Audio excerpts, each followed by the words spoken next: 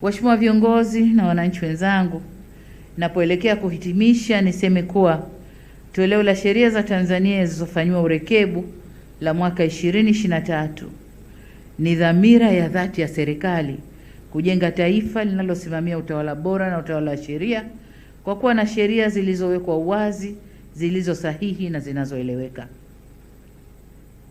Amesema mwanasheria mkuu wa serikali kwamba sheria ni msingi wa haki, amani na maendeleo, na ndio maana serikali inajielekeza na kuwekeza katika fani ya sheria na kufanya yote yanayotakiwa kufanywa ndani ya fani ya sheria, mahakama na maeneo mengine ili kuweka msingi mzuri wa haki, amani na maendeleo kwa nchi yetu.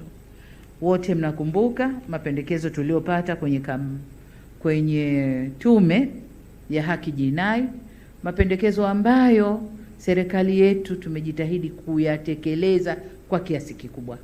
Lakini pongeze sana mahakama chini ya msimamizi wa Jaji Mkuu, wametekeleza almost 90% ya mapendekezo yale.